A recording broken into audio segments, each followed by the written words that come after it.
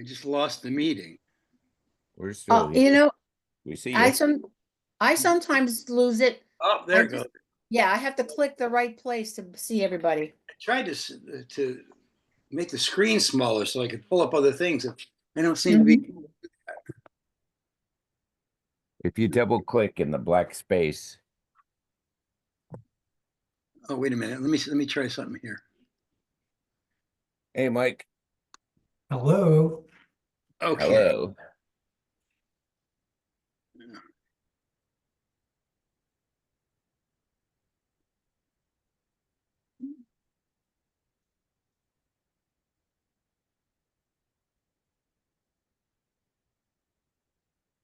Hmm. So how's everybody? Good, and enjoying this rain. I Yeah. know my garden is. I think the whole state is, for the cutting down on all the fire hazards.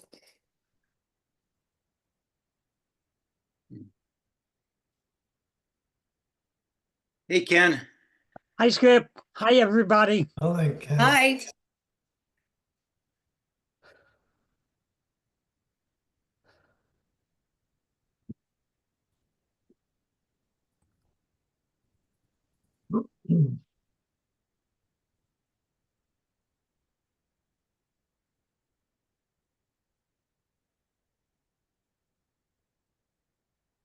Does everybody got their gardens cleaned up? No, Does anybody else have a garden? no, it's all still sitting out there waiting for me to find a day that I want to do it and the weather allow me to do it. Uh-huh. Mostly flower garden this year. I didn't plant a garden. No. You need a veggie garden? Yeah. I Well, had I was, really, I had really good luck this year. what did you plant? Oh my God.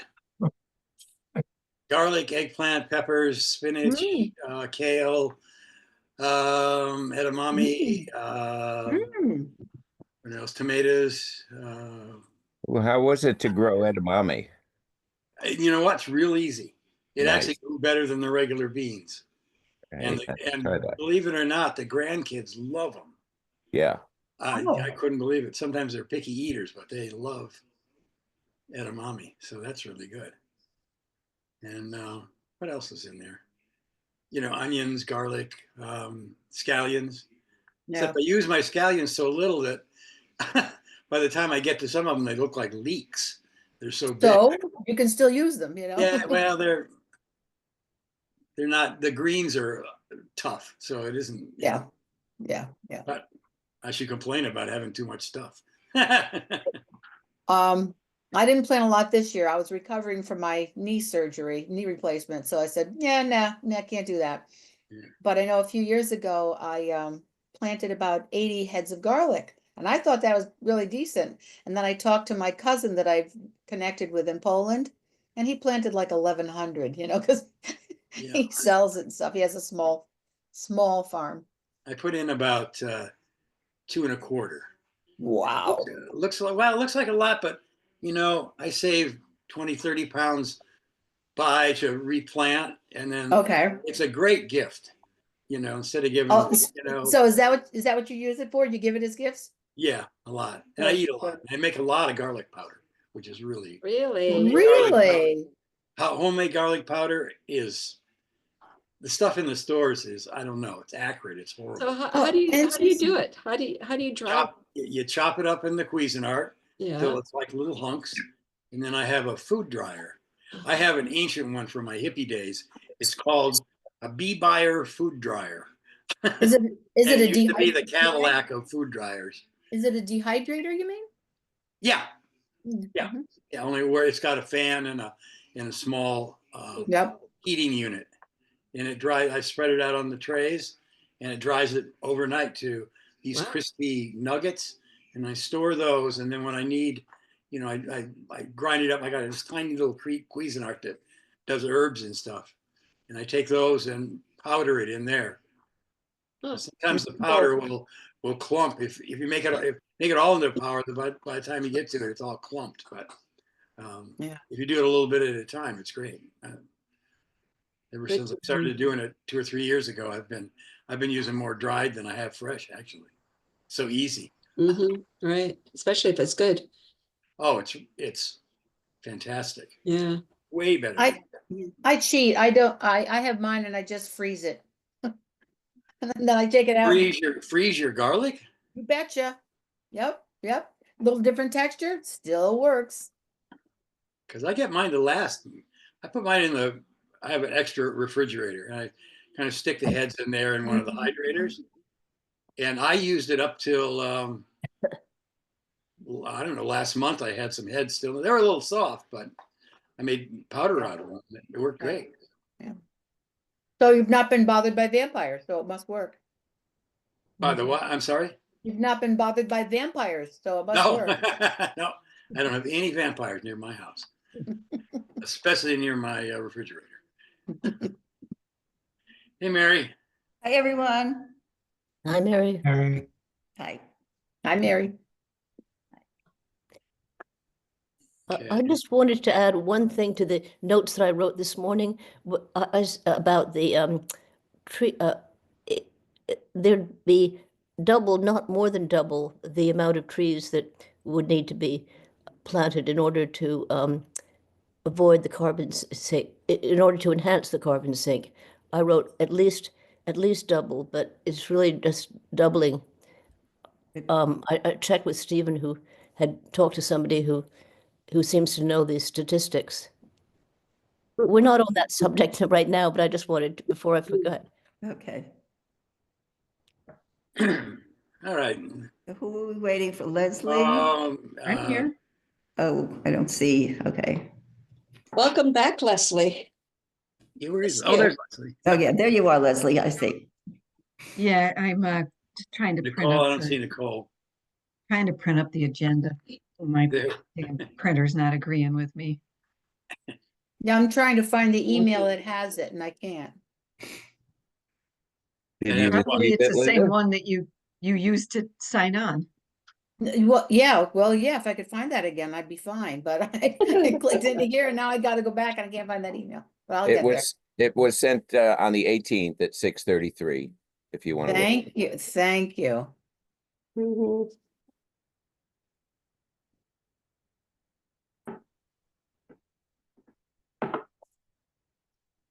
All right. Well, let's Got get it. started. Maybe Nicole will show up. Got it, thank you. So everybody got the minutes from the 17th? Mhm. It was we had quite a bit of discussion and we decided that we didn't need to read all that discussion down, but just highlight the main points that we talked with Adriana. So Right. other than that, does anybody see any additions, subtractions, multiplications to Divisions. the minutes? Okay, so all in favor of approving them? Aye. Aye. Opposed? Okay, good.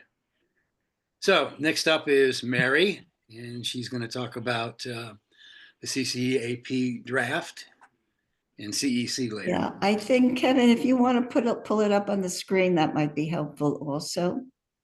Or I don't know if you want me to screen share it. Sure, I can do that. Hang on, give me a second.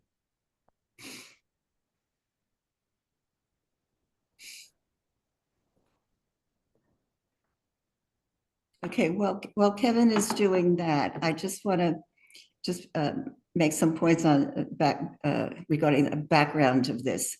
As you know, Ulster County Department of the Environment prepared the inventory for this community climate action plan. So I think it's really important that we not let this opportunity go by. So one of the main components of a climate action plan, as you know, is to have the inventory. So I think, given the fact that we have the inventory, for us to have done that inventory, we went through it with the climate action plan for government operations. And I know, Carol, you were involved. Patty spent hours at meetings getting all the data, et cetera. So I really think it's important that we try to complete the climate action plan, the community climate action plan, because I think, the iron is hot, let's strike. And also it's, really important to have one. So, so just by way of background, I appreciate all of your comments. Okay. Can we enlarge that maybe? Can we, can you zoom in? This is, I don't know. Isn't anyone there a else? thing on the, It's hard to read. there we go. Yeah. Is that better? Okay. Okay. So, all right, what I did is I sent out some questions for discussion, issues that I thought we really needed to talk about. And I guess, well, starting with the summary, I think the first question I asked you to think about is there any other sentence or point that we really need to make in the executive summary? Because first of all, this is what, most people just read the summary. It's just supposed to hit the highlights of what's in the program, of what's in the plan. So is there anything else that you think we need to get in there? Well, you added the goals, which I think was important. I looked at the comprehensive plan, the 2021 comprehensive plan, and it was your intention to add the goals to the summary, wasn't it, Mary? Well, I see the one you said, goal 14, resiliency and sustainability. The plan says to minimize the impact of natural disasters on the town and village of Saugerties, natural and agricultural resources, and reduce dependency on fossil fuels. I think maybe the part in there that says reduce the dependency on fossil fuels would be particularly pertinent here. I don't know. And we can talk about it. Do we really need to go through the whole part of it about minimizing the impacts of natural disasters? And it says, and natural agricultural resources. I don't know. Do we need to include all of that?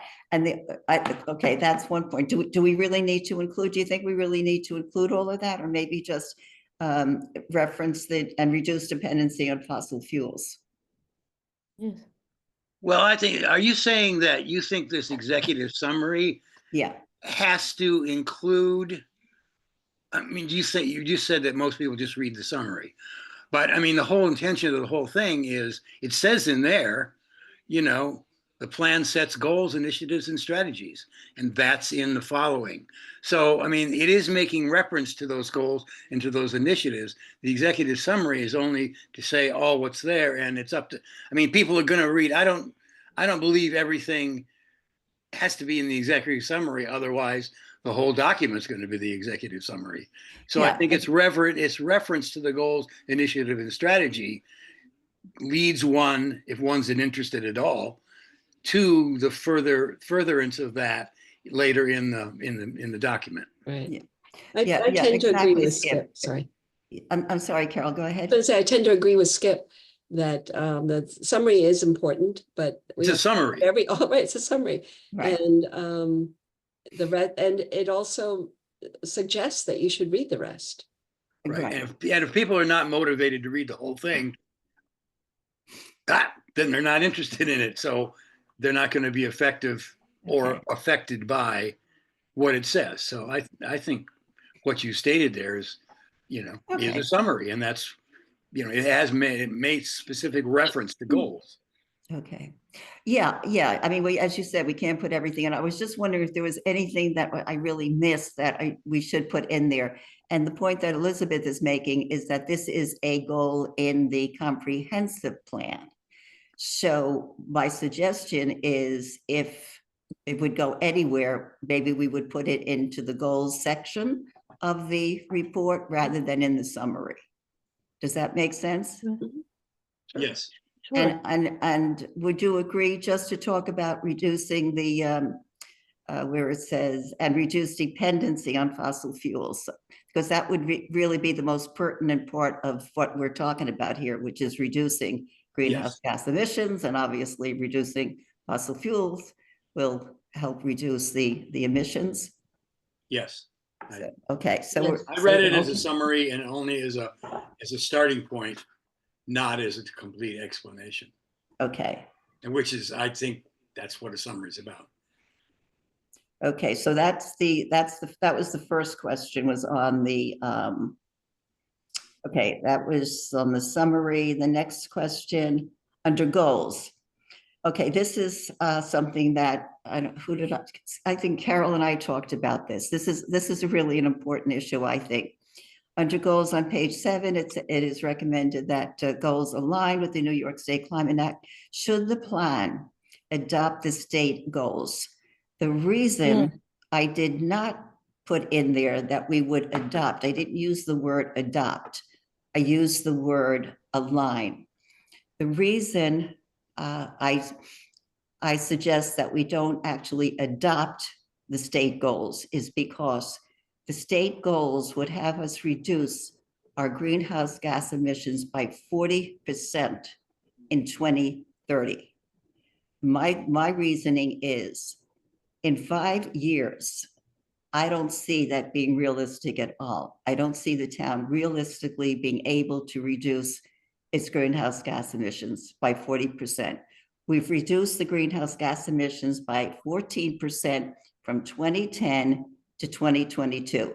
So to jump in 5 years, I don't see it. So that was my thinking. However, it's recommended, and I went back to check the language, and I thought originally it was recommended to use the word adopt, but when I went back and checked, they used the word align.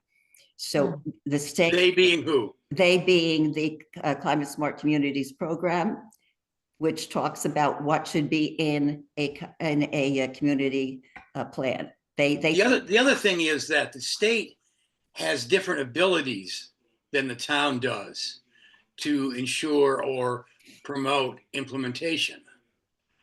That the state has a lot more power than the town does. We can't, to adopt their goals, we don't have the facility they have to complete that. They have a lot more power than we do. So I think they've bitten off more than they can chew anyway, because I don't know how they're going to accomplish those things. So much less at our level with a lot less power.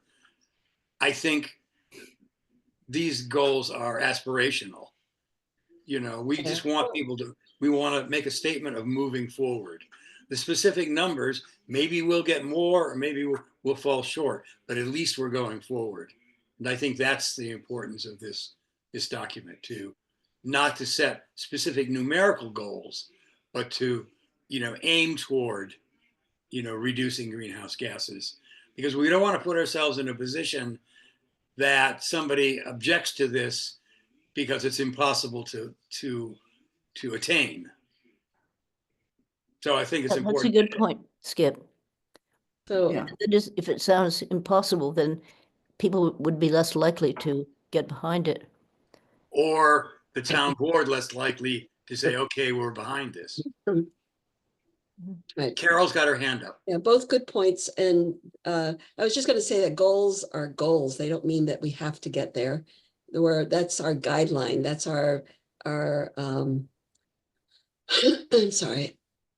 That's the strategy is to get there, but when it doesn't mean that we have to get there. And the state certainly is not thinking that if they don't get there, something will happen. I think a line is a better, to Yeah, answer I the do too. question. And a line is fine. I think the other variable here is the baseline for the town, for the state is 1990. And we know that there were fewer emissions in 1990, whereas our baseline is 2010. So they have a less, in my view, it's going to be easier for them to reduce from what was actually going on in 1990 than it is going to even for us, 2010. Obviously, we had many more. I don't know the numbers, but obviously there were more greenhouse gas emissions in 2010. So, okay. So I was going to ask, I don't know if this is the time to ask this, but under strategies, there was a comparison of 2010, the transportation and mobile section. At that point in 2010, it was 45% of the total. And in 22, it was 59% of the total. So it was a very much larger percentage of the whole. But was its amount, there wasn't a reference to its amount. There was an amount in 2022 of 3,700,000. What was the figure for 2010? Because that goes against what we'd done in 14% reduction. That's on the face of it, that looks like a 15% increase in admissions in that sector. So just I'm bringing that up because that's where overall we went down 14%. In this sector, it seems like from that comparison, we went up from 45% to 60%. How does that mean? What does that mean? Carol? The only thought that I had, I think we talked a little bit about, is that somewhere is there a population increase that might have happened that uses, and certainly I don't know how they count it. We didn't know exactly.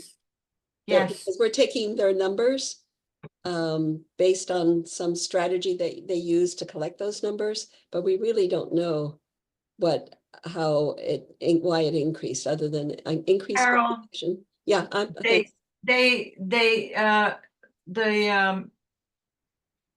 they have determined that 33,000 people have moved into the Hudson Valley since COVID in the last 3 or 4 years. So if you have more people here driving cars, your emissions are going up, right, even though you're trying to reduce them. right. Right. So that makes our goals a moving target. The Yeah. goal should be maybe a moving target relative as a percentage of the population. The difficulty that I see with this is that the town came up with the numbers. They came up with the percentages. Mostly they did it by taking population. They took the county population and then attributed so much to each town and village based on population. And I appreciate what we have not been able, we are not been able to get behind those numbers. We're just accepting them for what they are. Hi, Lisa. Mary, And I Mary, had asked Carl Beard. Mary, thank you. Thank you. Okay, so where are we leaving this? I know, Skip, you came in with the discrepancy. I thought it was quite a large number. Yeah, I don't know. I'm looking at that number. We're talking about numbers. We're talking about increase. That's the thing that popped up to me. I didn't quite understand. The relevance relative to our overall reduction, this looks like a major increase. So I was just asking about that. Right. And was there, it's also a percentage of the whole. That's the 45 and the 59 are percentage of the whole. How did the whole move in those 12 years? And as to Catherine's point, 33,000 more people with however many more cars. Between 2010 and 20. Yeah, right. So there's all those variables that are happening. Carol? Has Saugerty's population increased? I don't think it has.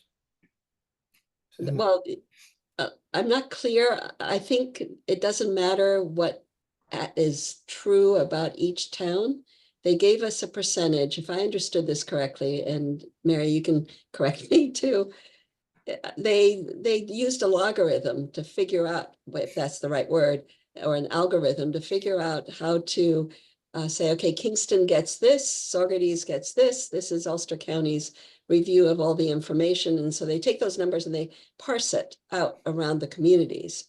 So based on population, or based on square footage, or based on number of cows, or based on acres of agriculture, they're all variables that we don't have control of, we don't have formulas for. So I don't know if we can do much about this other than to look at our language and to understand what we might be able to suggest doing towards the goals, creating the goals towards the next 10 years. Thank you, Carol. Well put. Well put. I don't think we're going to go diving into those numbers because No. I think we're just accepting them. It's like a moving target, as Skip was saying, to try to get to the bottom of what's behind the numbers. But we are using numbers here, and we are using goals, you know, and Yeah. percentage reduction goals. So we kind of have to understand what we're asking for here. Correct. And, you know, we have to assume that every other town is grappling with the same kind of formula and blah, blah, blah. And that we're all going in the same direction. And if we all implement similar goals, we'll get there together. In reality, this shouldn't be town by town. It should be, you know, using county measures, and it should be a county goal, but that's not how we've set it up or how it's been set up. And the other thing is, how are we going to measure that we've done anything without more statistics? Are we going to count on the county, or should we require the town to give us an update every 2 years or something? I'm just picking a number out of the It would sky. be, can I keep on raising my hand, but I'm sorry. Linda has her hand up too. Sorry. You're muted. Linda, you're muted. Yeah, I know, I muted myself instead of unmute. Yeah, but just throwing this in, I sat here and I looked up the population of Saugerties just for giggles to add through into the conversation, and we've lost population. In 2010, the population was 19,482, and in 2020, it was 19,038. So we lost about 400 in that 10 years, for whatever that's worth, and if you want to throw that Right. in there. Just on that point, Linda, I think the discrepancy may be the fact that in this document, they have excluded the village. Whereas I don't know what happened in Interest- 2010. And I had the same question as you did, Linda. I saw that and I saw those numbers and I said, Yeah, that doesn't Yeah. sound right. So that's when I reached out to the county and I said, does this include the village? And that's when they said no. So I'm thinking that may be back. that's very strange. Yeah, that it would not include it. Yeah. Right. Mm. And Well, the reason they don't, and I understand why they don't do it because they're doing each municipality, each jurisdiction. So the town has its town board and it governs the town. The village is an entity in and of itself. It has its own government. It has its own jurisdiction. It has its own government. So I am sure since they got the data for all the towns and villages, they had the data for the village separate. And I understand because of, you know, how government kind of works, you know. Right, right. Does that Okay. make sense? so Carol? to Skip's point, you know, do we want to have a side-by-side tracking component so that we're tracking similar things? And I don't know how we would gather how many vehicles are in use and how that gets counted. So maybe it's too difficult to do. Yeah. But it would be interesting if we could figure out a way to track versus what they gave us, you know? But that takes people, that takes data, that takes collection systems and surveys and a lot of information gathering that I don't think we have the time for. I think, Carol, to that point, and Skip, you may remember this, when we did the webinars with Hudson Valley Regional Council, when they were doing, they were creating or helping create a climate action plan. Yeah. Remember, they talked about saying, well, you would go to the board of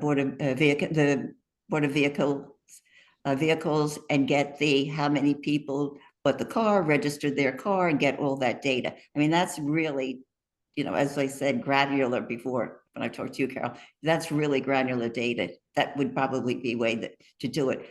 But we're not doing that. I mean, my premise is we've got the inventory, we're working with the inventory, you know, if we go to the plan.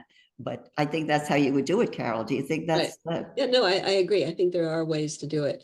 I just, you know, do we have the desire, need, data, you know, does this, like you Skip, where, you know, how would we know that our goals are working? I think it just has to be in conjunction with all the other towns that are doing it in Ulster, and I'll leave it at that, but I might be tired today. And so I'm not thinking that we can do all of this. okay? So the question was, we're going to align We're not going to adopt the goals. And you all are pretty comfortable with the 30% by 2030 and then 40% by 2040. And this, I really need to clarify this because this was confusing to me and I think it's confusing to other people and it may be confusing to the community. When we talk about reducing and by 2050, at least 85% of the greenhouse gas emissions. And that is confusing because when we talk about, where is it here, the wording, the idea of reducing the electric emissions by 2040. Those are 100% zero emissions electricity, which is a big do, right? I mean, 100%, excuse me, 85% was the, see, I'm confused now. No, you're right, yeah, 85% was the greenhouse gas emissions at least, and 100% electric, right?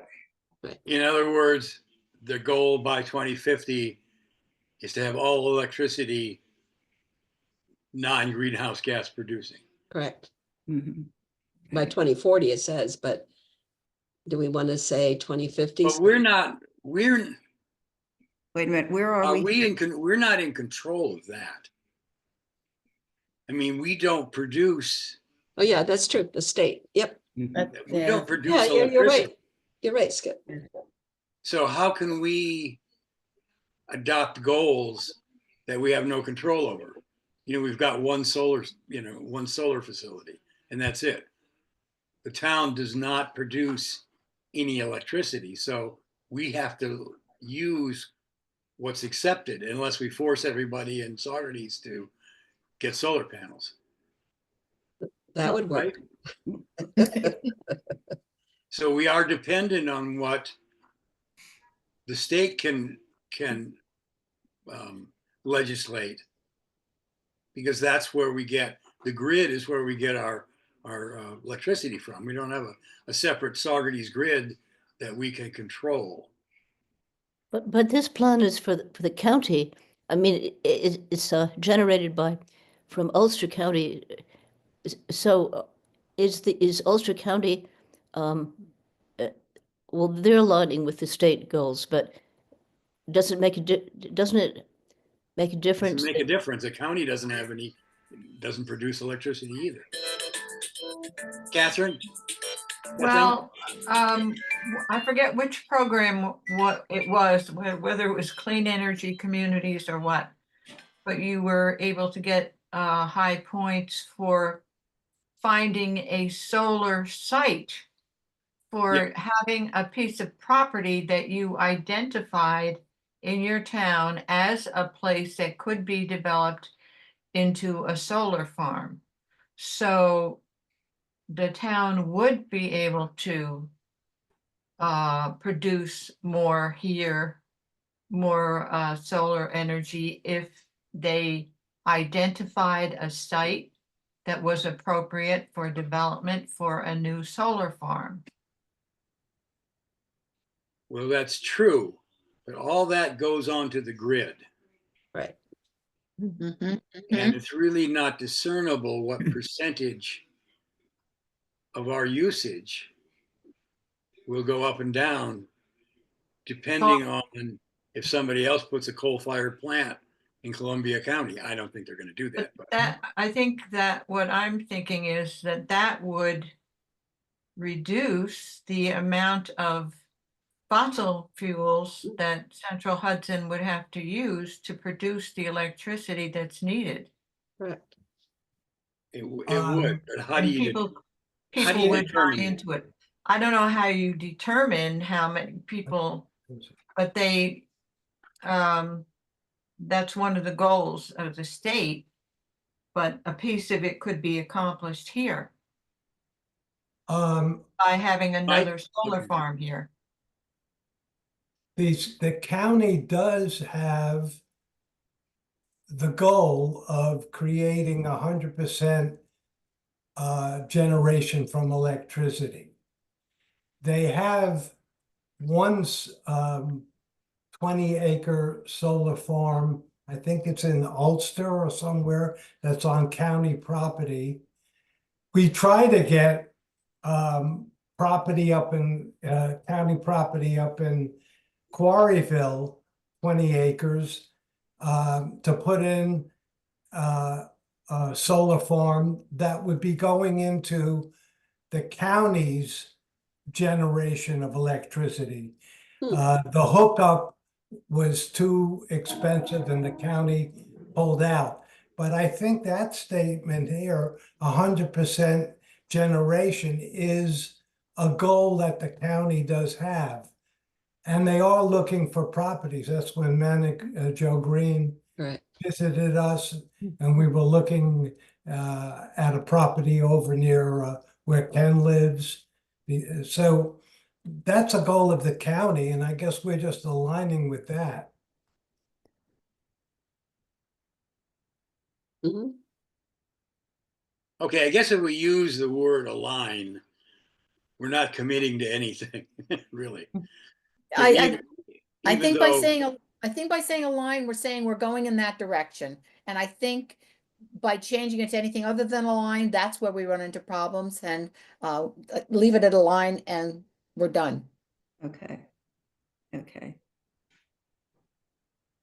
And as we move more to electricity generation as opposed to fossil fuel, that will certainly reduce our greenhouse gas emissions if we, as folks go forward with heat pumps, and as we go to electric cars, et cetera, that should also reduce the emissions. Okay, so all right, so let's see, where are we now? Let me go back to the questions. They're not there. Okay. Okay, so we're going with the line. Okay, okay. Okay, so paragraph 5, any suggestions for rewording in the paragraph 5 under goals? Right, I answered that, and Yeah, the that was, importance of okay, planting this trees. is the federal lands, right? Right, and given the importance of this issue, at first I had written. You mean at least- forested lands? Is that what you mean? Yes. Yeah, at least double, but actually, if it's doubled, that would be more accurate. The language. Let's see now. Where is this paragraph? Paragraph 5. Yes, forested lands. The amount. See, it's not quite going down all the way. So Western will require, instead of will require substantial and sustainable growth, it should be will require doubling the growth. Well said. Well, I mean, So where it says will require substantial, you're suggesting writing doubled in there? yes, I mean, because it would be more ambitious, of course, to say at least doubling, but in actuality, if it's will require doubling growth of the statewide forest carbon sink would be more accurate. And that's basically based on this report. Can I speak for Oh, a yes, moment? yes. Oh, Stephen wanted to. I suggested that to Elizabeth because I talked to a professor at, what's it called? ESF in Syracuse. Mhm. We were talking about forest clearing, and he said that to meet the New York State's goals by 2050, New York State has to double its tree-based carbon sink. And that was his Boy, that's statement. I don't think he would want to be quoted by name, but because it's from a chap called Colin Byer at Syracuse, Yeah. SUNY Syracuse, and I think it's a solid fact that it needs to be doubled rather than saying substantial increase or. Right. Okay, so something we like have to look at this document as the town's CCAP. And we don't really have control.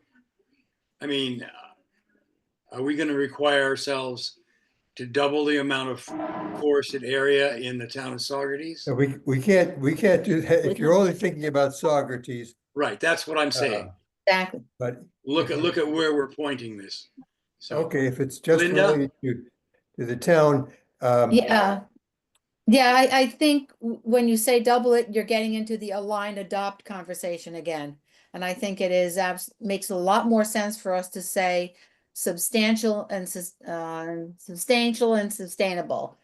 Because if you say double, then it's like, oh, we're gonna nail you on that, you know, or if we meet it, we don't meet it. This way, we're again going in that direction.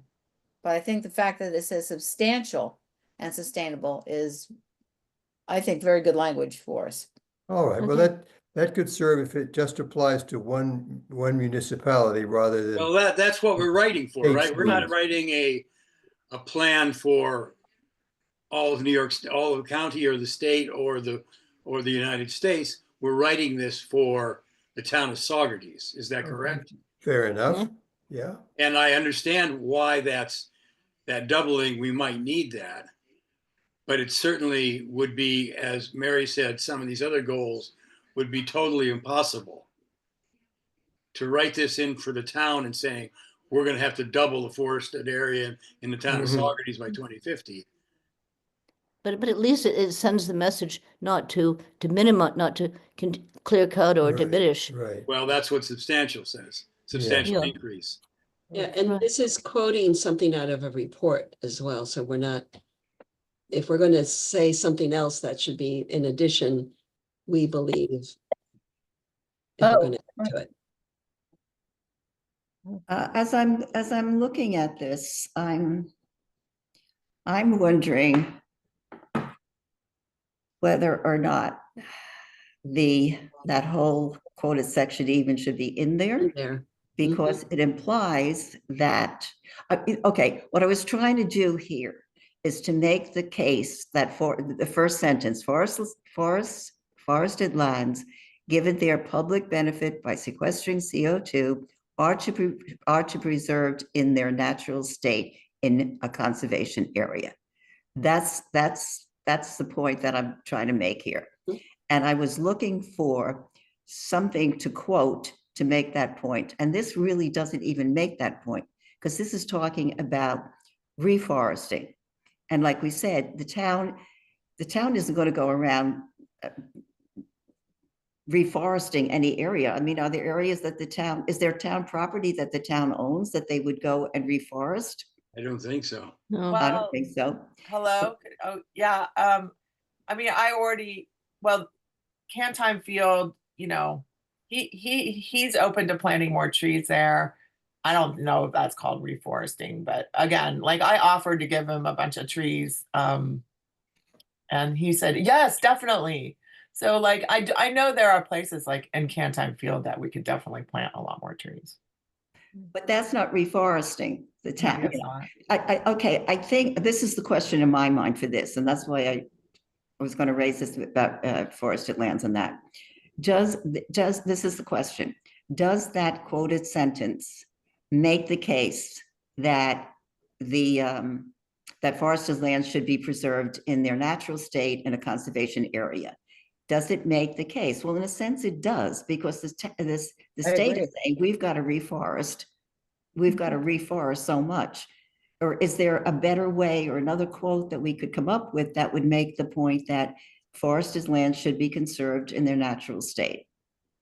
Because this is a community. The other thing is the other thing too is that this is a community plan. So folks in the community who have property with forests on them, maybe it would go to the whole community. It depends on how you interpret this, but we could interpret this as being, this goes to the whole community, and folks in town who have property with forested lands, they should be thinking about reforesting. Mary, are you when you're saying conservation areas, What does that mean? Yeah, what is a conservation area? A We have one? conservation area would be an area on the property that is set aside for conservation. Okay, Yeah, yeah. Right. okay, so that's in the zoning law, right? If people want an give a conservation easement, then Yeah. trees must Wait. Let Mike speak. Let's use our hands Okay. on the thing Okay. Yes. because Let me just finish. yes, right. That's my, There are conservation easements that people That's put true. into their plans. Those areas must be protected and trees should not be taken. So I think that sentence that you have is fine if that's what the conservation areas are. We're not talking about areas other than that. Is that correct? Yeah. okay. Wait. Leslie's next. I did put in the chat, if you keep that sentence about SUNY, more clarification on exactly what SUNY we're talking about and more specifics, environmental science and forestry school. But what if we put natural state in designated or zoned conservation Yeah. areas? A descriptor there, designated conservation area Yeah. or zoned conservation area. Right. So what's the sentence, Leslie? Say that again. Before conservation area, between in and conservation area, insert the word designated or zoned conservation area. Mhm. Right. Right. That's what I was thinking. Okay. Well, I don't know if my Okay, hand. okay, next, Elizabeth. Okay. Thank you. Well, it occurs to me that we have a conservation easement from Scenic Hudson, and a lot of our land is forested. We've been trying to, or rather, Stephen has been planting more trees, but whether or not it's if that falls under the category of designated because of our conservation easement, or whether it's not zoned, but on the other hand, we're not supposed to plant trees that would we're supposed to maintain the view shed of. I mean, it gets complicated, you know. I would say that we're certainly encourage our land is private rather than public, but we do have a conservation easement. So, and we've always been trying to encourage the growth of trees on our land, but I don't know how that could be designated or mandated on other private lands without a conservation easement. It can't be. Yeah. Kathleen? I was reading an email from Open Space Institute and Land Trust Alliance. They have a grant program to assist people to develop a plan to raise money to buy land to conserve it permanently. And that could be done by the town. One of the ways that they do that is by levying a small tax on real estate transactions above a particular level so that lower income people are not affected. And they take that money and put it in a pot and save it and eventually buy land that they feel should be conserved. And I believe Woodstock has a land trust. Mhm. Yeah. You can create a land trust in your own community. It's a nonprofit, I believe, and they provide some money for that. And some towns are raising money by levying this small tax. But the important thing, and I think Leslie might agree with this, is that the town should identify areas that should be conserved before development happens. Right. It could Leslie? be. an issue. Yeah, there is a,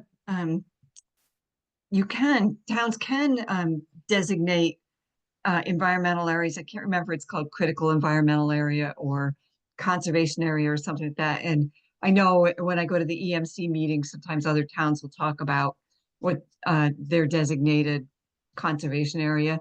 And I know several months ago at one of our CAC meetings, this came up, and you guys asked me to send you the place in DEC. That I think I did send out the link to that, to what that's all about. But I had raised my hand with respect to Elizabeth and her comments on conservation easement. Of course, your conservation easement is going to have an agreement that has all the stipulations in it, and we couldn't possibly cover that, in this document. It's your private land with whatever, agency purchased your easements, and then put in the stipulations. Linda? All right, looking at this, flipping it a little bit, I think might help this, I'm not sure. If you take the sentence, Mary, the one that you were saying should be in there, which may or may not be in there, according to the New York State Forest Carbon Summary Report, etc. If you make that the main idea sentence of this paragraph, then you follow it up with forested lands, given their public benefit, blah, blah, blah, blah, blah, preserved in their natural conservation state, then you can add in the details that people have been mentioning. Here are other ways of doing it. Mhm. So then it really supports, to get to 100% by 2050, that paragraph is essential, that sentence is essential, and then everything else becomes a detail to support that. Mhm. Yeah, okay. Yeah, that's a way to go about it. Suppose we just said, suppose we deleted conservation areas, just so we don't get into any discussion about the critical conservation areas and what's in the zoning law, and just say, Yep. are to be preserved in their natural state. Would I that agree. help with the issue of conservation area? I agree, because I think that stipulating conservation area, Yep. I'm looking at this with Minimizes it. the in the back of my mind, I'm thinking about Winston Farm. More You know, specific. and if none of that is Targeted. a conservation area as yet, maybe we want it to be, but if it doesn't get that status, we still are saying we don't want to cut those trees down. Fine. So you think take out Right. conservation area and just in their natural state and leave it general? Mhm. Yes. Yes. Everybody agree? Okay. Yes. And then getting back to Linda's point, starting with the quote, and then going on to say forest lands given their public benefit, et cetera, are to be preserved in their natural state. It's good. I don't know. I'm still struggling with the concept. I think it supports the idea that you have to, it requires substantial and sustainable growth of the statewide forest carbon sink. I think then that forested lands supports that. Okay. Mm-hmm. Elizabeth, you still have your hand up. Did you want to say something else? Is my hand still up? Yeah, I'm you can sorry. take your hand down by, No, I'm sorry. I'll lower my hand. Sorry. or Kevin can. Okay. Okay, so I have to get back over here. Okay, so we'll switch that around. We'll take out conservation areas. And we're good with this one? Mhm. Yeah. Okay. Okay, what's next on here? You said Okay, goals, initiatives. initiatives. Yeah, are there? Okay, any initiatives to add? I thought it was a pretty full list. Right. Complete list. Or, okay, hold on. Are there any, okay. And also the prioritize, are we good with the prioritized initiatives? Yes, there were 4 of them, and they were all important. Or 5. Okay. That's one of the things that they talk about, the Climate Smart program talks about, including priority initiative. You know, I have fixed that 4 times. Look at that word, priority indicators. Right. have I was going to fixed that say, Initiative. 'cause 4 that's a word I times. don't know. I have fixed that Indicative? 4 times, and every time it comes back, and I don't know why it keeps coming back, so I've got that one. I'm looking at it there. AI. You know what, this might be, no, I have fixed it. I will fix it. Don't worry about that one. Okay, priority initiatives. So we're good with that, okay? There's no other thing we should prioritize in terms of things we were going to do. Okay, we had mentioned also eliminating CEC as reference. Right. Right. That references CEC, so that might be a small thing to eliminate. Yeah, okay, on that point, let me see if I can find the email here. Participation. Okay, and- on that point,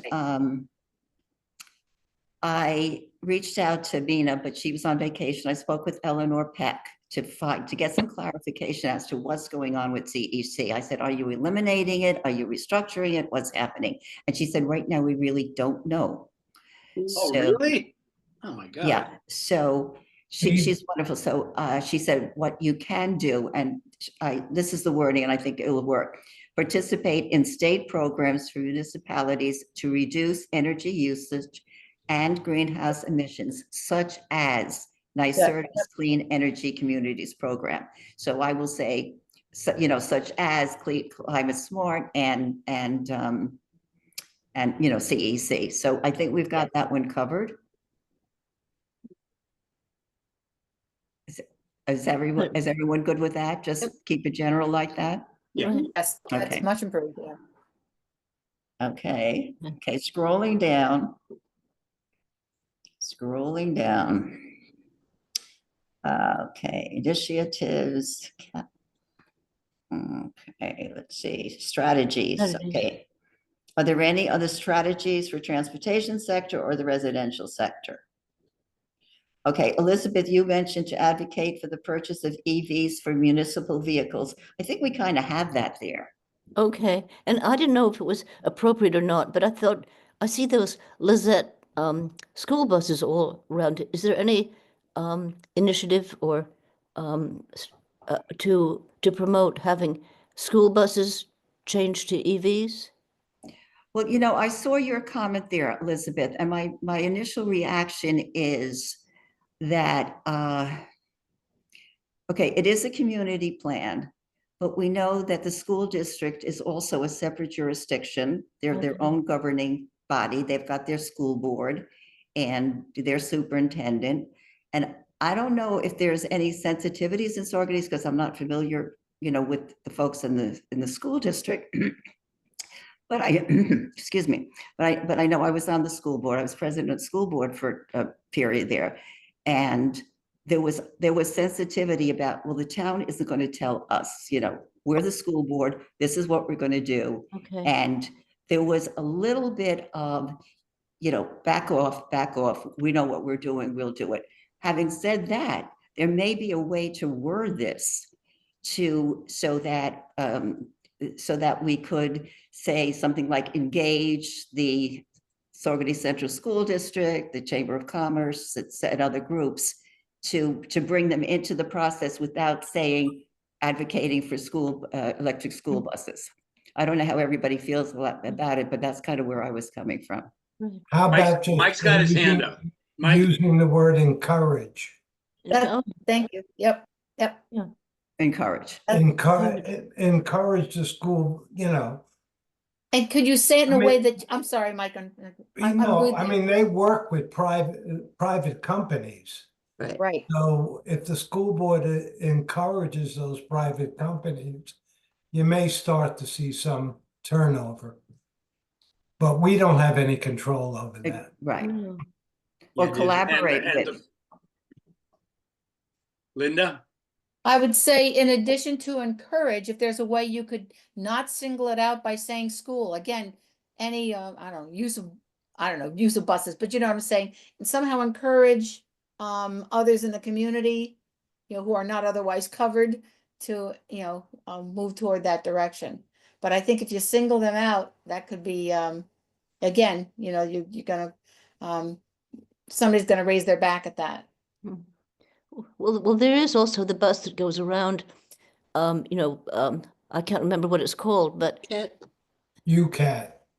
UCAT, that's right. And the and county's trying to do that.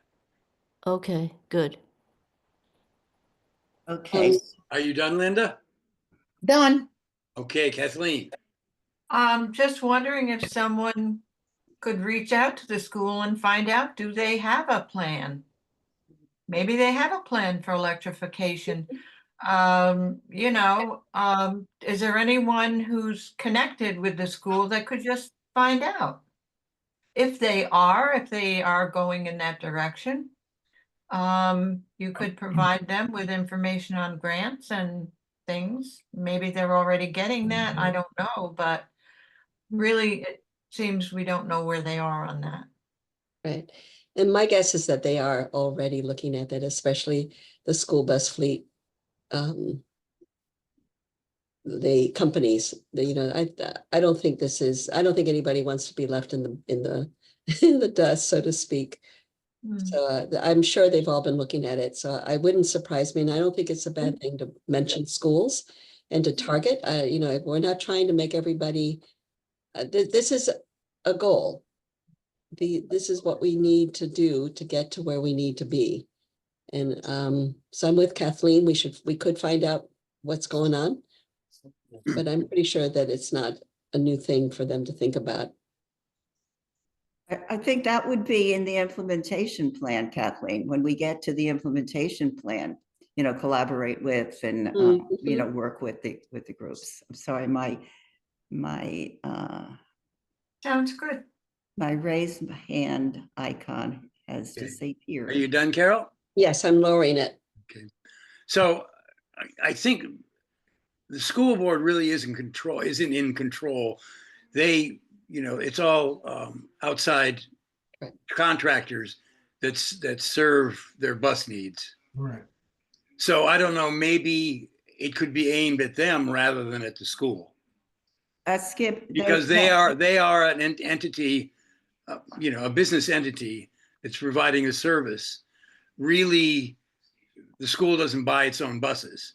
It contracts out to have that service. Skip. So all of the like Lizette and I forget the other one. Right. Those are all private companies that. So to avoid directing it at the school, maybe there's a way of directing it at general businesses, school bus. Skip, that's not the case. Skip, that's not the case. The case is the school board determines policy. The school board puts out bids, and it just like the town. You put out a bid. You want a bus. This is your specifications. You want it electric. But if there's nobody to supply that, what? If there's nobody to supply that, you can put out a bid, but if nobody has electric buses, then nobody's going to respond. But that's up to the school district to determine, and it's up to the school board to say, okay, but this is what we want. You don't have it. We'll go to, then they can't do it.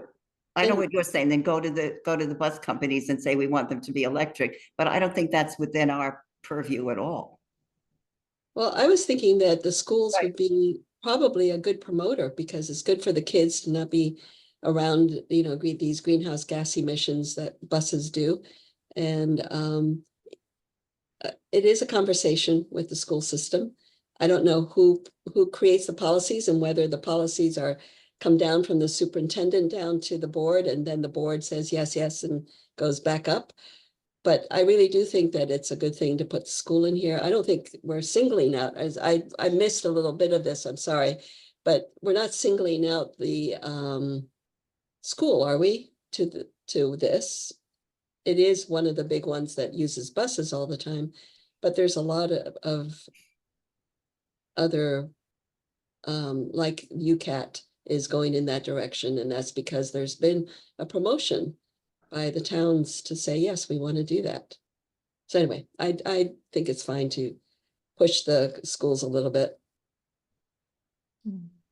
we could, I know a couple people on the school board, we could just talk to them, but I don't know Right. how important it is relative to this Correct. discussion about what we're doing here. Yeah. I mean, I'll reach out to Katie and see what, see what they Okay. would feel about that. But certainly there's a lot of yellow school buses running around and their kids are running around those school buses. Right.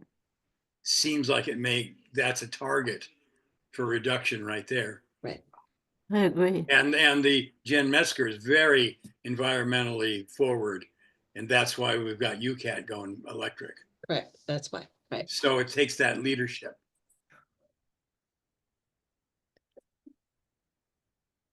Any other comment on that? Nicole has her hand up. Sorry, I can't figure out how to use my hand right now. But what about solar panels on the schools and like in the parking lots? The solar array, those solar panels that people park underneath.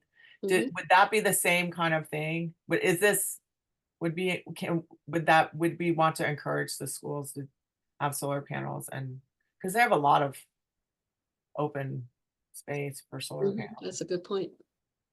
And anyway, I feel like would be great. So I don't know if that could be included in here or whatever as a part of the encouragement, or is it already included somehow at the schools have solar? What if we just leave it broad? In other words, just leave it broad and talk about, part of the plan, part of the strategy would be to do outreach to community groups and Chamber of Commerce and school and school district, et cetera. And then once if that's in the plan, that's a strategy we're going to use, then we would go to them and say, okay, and have a discussion about what they think they could do to reduce greenhouse gas emissions. And then the whole issue of, school buses, et cetera, would come up. Or do we want to leave it? What section are we actually talking about? Yeah, I don't know. Page No, 10. Elizabeth had suggested in this section that were Going to the strategy comprehensive section. plan, which the comprehensive plan emphasized quite a lot cooperation and communication between groups. And I thought that might be appropriate for this section. I'm not sure. I mean, the open space plan wasn't as relevant in this context, but the comprehensive plan did had a couple of sentences that I thought might be very apt for implementation. I don't know if anyone else agrees. I don't know Okay, what those sections let's are. just go through the strategies here. An action to include, okay, start with action. I think we scroll down. And then Mike had a comment about the zoning. I wasn't quite sure about residential buildings less than 7 stories. Is that going to be the in the zoning code in 2025?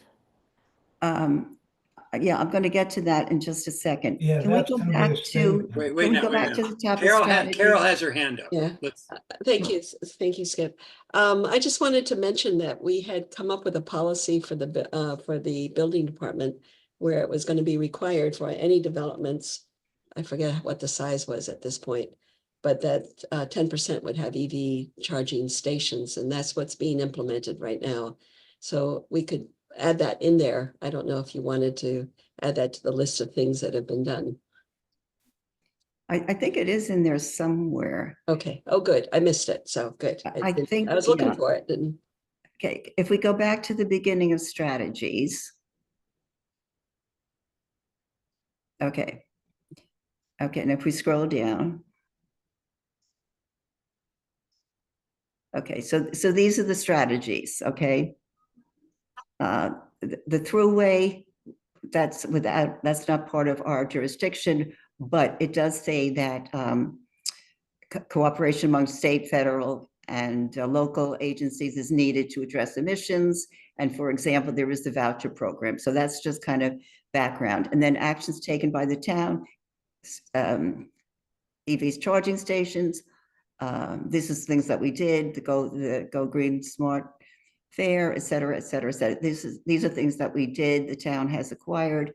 Okay, and then, okay, so then go down, then, okay, strategy, continue to install EV charging station, inform the public about benefits of electric vehicles, available incentives and rebates for the purchase of EVs, bike routes, partner with local car dealerships to promote EVs, partner with Ulster County, regional and local groups to promote EVs, encourage walking, biking, adding bike routes and pedestrian walkways. That's all.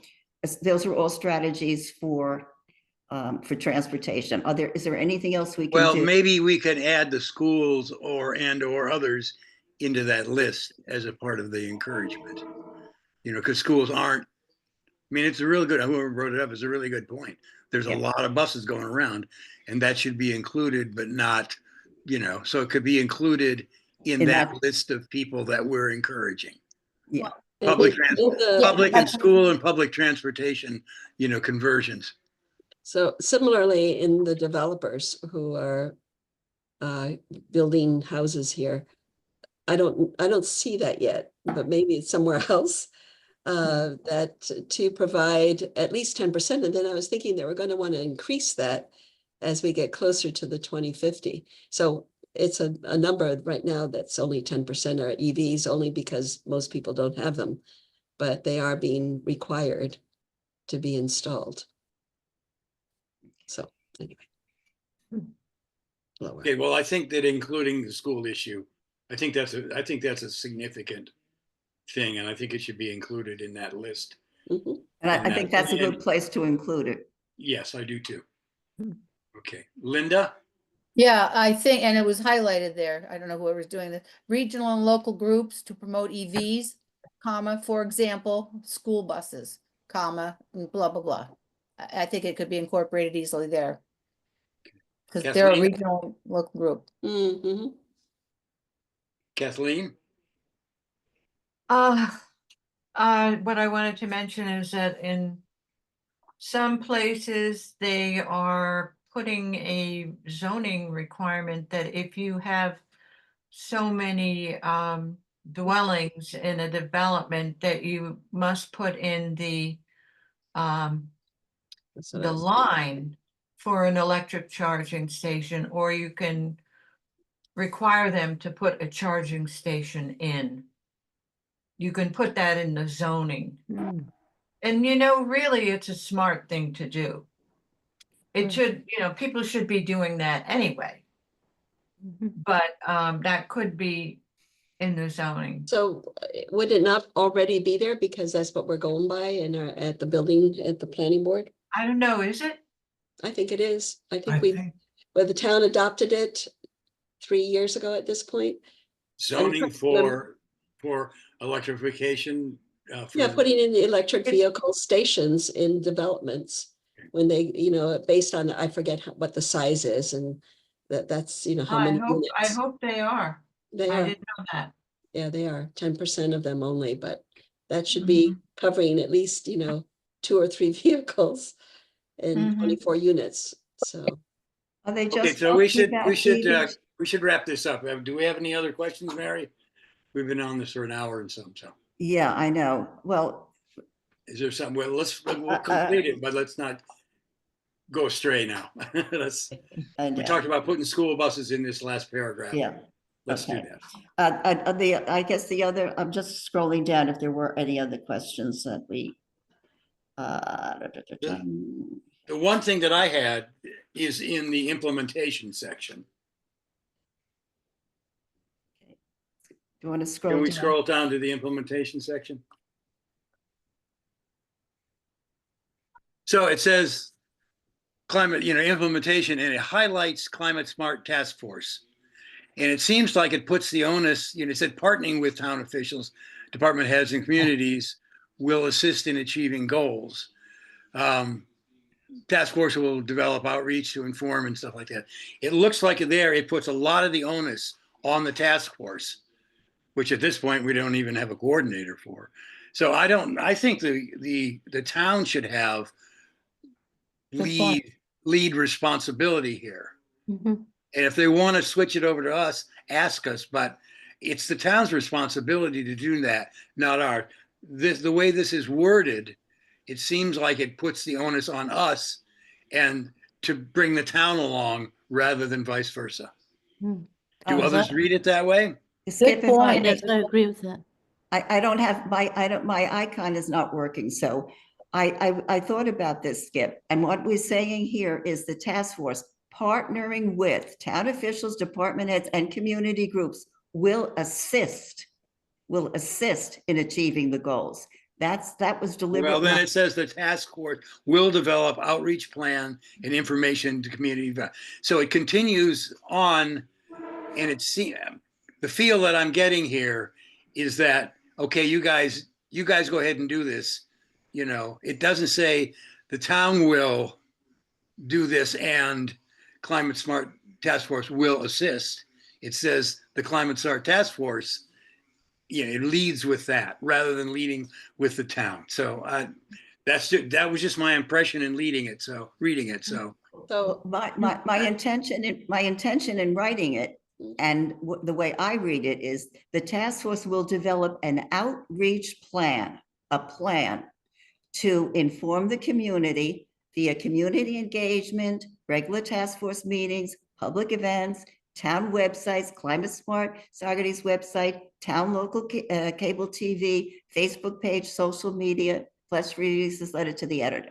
The task force would be preparing the plan using this different medium to execute the plan. So I thought that's something that the task force probably would be comfortable doing. Not that the task force has to do all the implementation. well, my impression when I read that, and I don't know if other people agree, but very little talk about the town there. All the talk in the implementation section is on the task force rather than on the town taking initiative and including the task force. It almost sounds like it's the reverse. So in other words, so the question then is whether or not the task force would be willing to do an outreach plan. Not that there's not a question. I'm sure we would be, but to word it the way it is, it seems like to me that the onus is being put on the Climate Smart Task Force and not on the town. This is a community action plan for the town. So the implementation should be the town's responsibility. I feel, and this reads not that we wouldn't be willing to do that, but seems like it puts the onus on the task force. So Wait, so to that point, would you suggest that we say the town of Saugerty is partnering with the task force, department heads, community groups will yes. assist. Yes, So, start with the town. well, because That was the my, town's that was what responsibility. my hand was up. Okay, thank you. Okay, so I'm taking this in order. Kathleen? Just wondering how you see the town participating in this, doing it, Well, and who would be doing Right. this work? Isn't that up to them? Elizabeth? Yes, well, I tend to agree with Skip's assessment of the language. If there was some way of not putting the Climate Smart Task Force first, but Just, I like the wording of the town partnering with the Climate Smart Task Force. Right, that's what Mary suggested. Mike?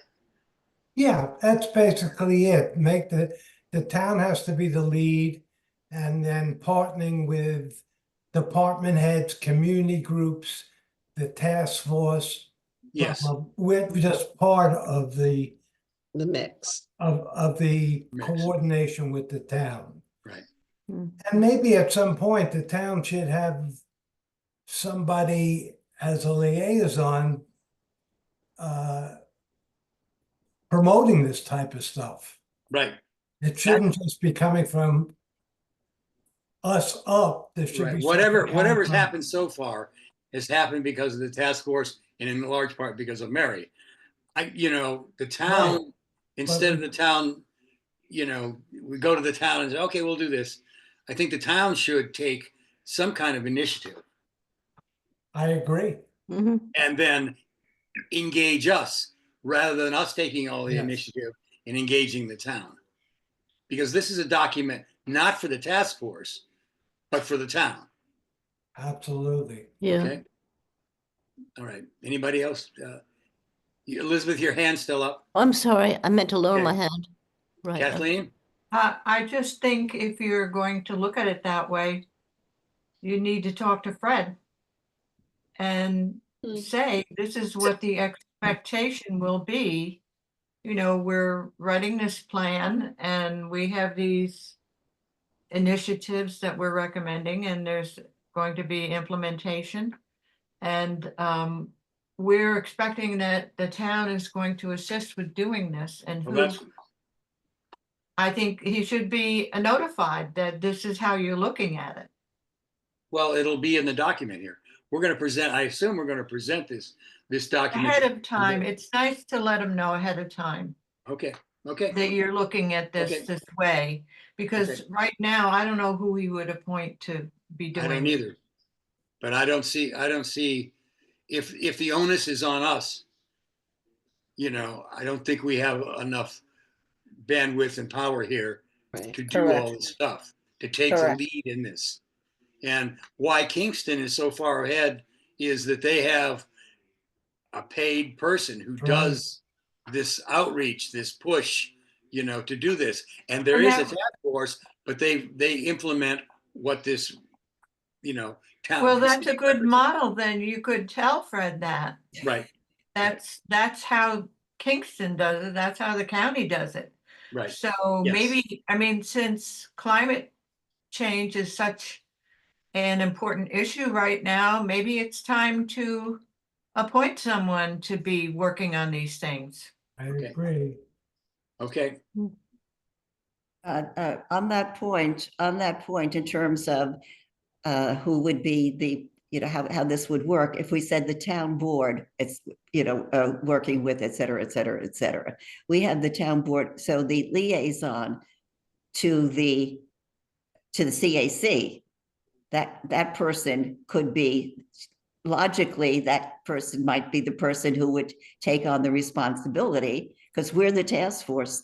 And that person then would be the one who would take, as I said, take on the responsibility. I mean, Vernon did so much of this when we were working back in, what, 2018, 17, 18. I mean, those years, Vernon, we did have somebody, and it was Vernon.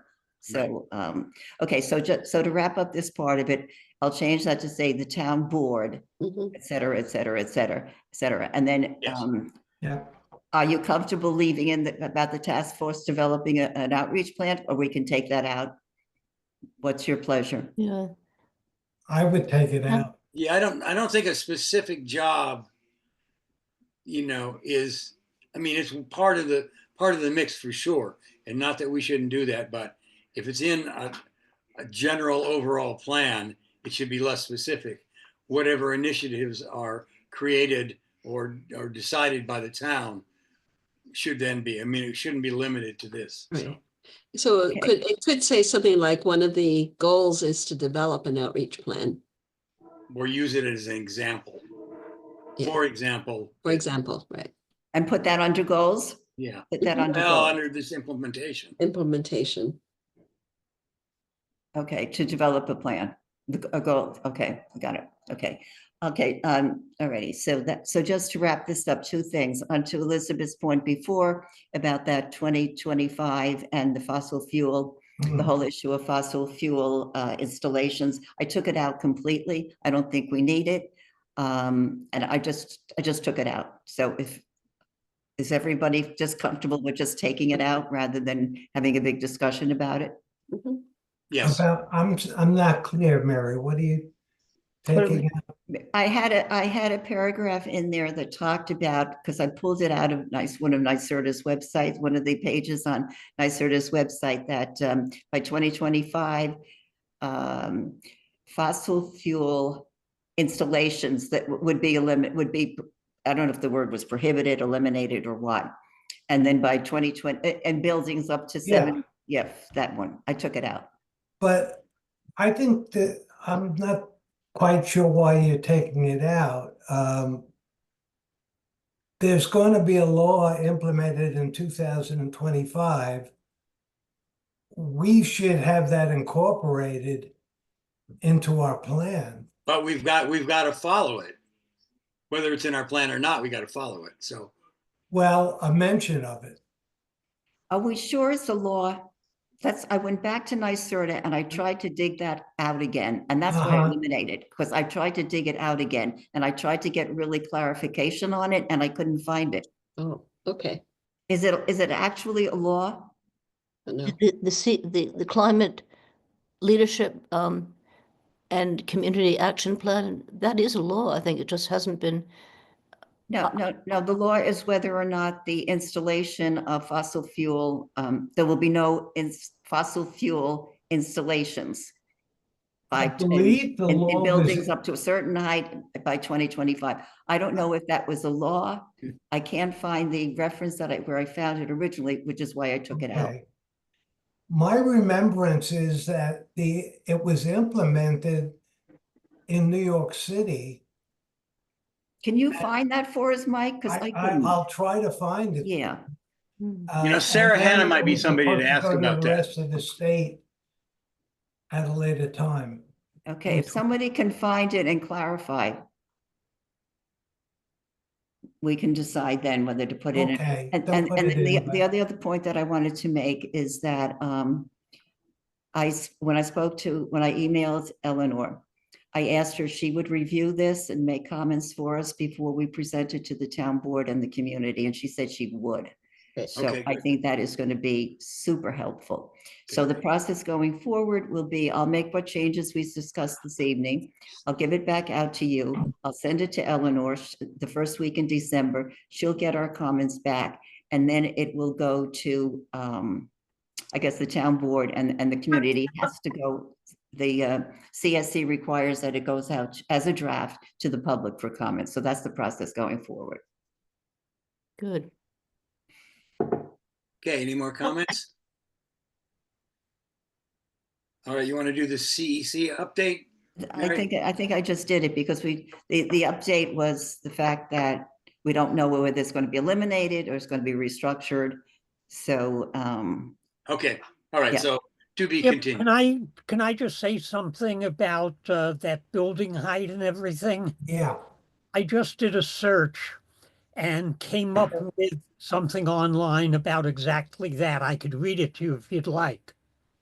It says, starting in 2026, most new construction of buildings in New York that are 7 stories or shorter must Right. be built to use electric heat and appliances.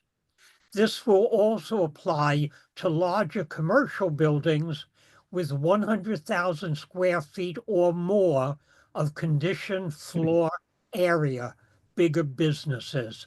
That's for New York State. mhm. And was that a bill that was passed or a law that was passed? I haven't Law. gotten that yet, but I will find that. But apparently, yeah, starting in 2026. Okay, I'll keep looking.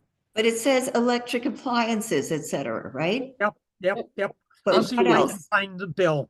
That, But does the building have to be all electric or just the Yes. appliances? It said heat and appliances. Right. My read of that, and I don't know where I read it. I didn't know if it was coming That from would- you or whether it's coming from where Ken is reading.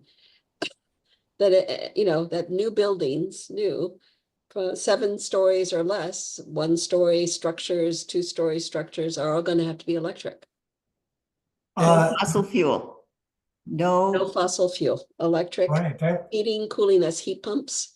I don't know if it includes induction stoves, but electric stoves, refrigerators, everything else will well, be. that was the big screaming about, remember, people were gonna take away my stove, Mhm. all the people. And there you go. That's what we're going to do. And there was a panic. But I think it's gonna be electric too.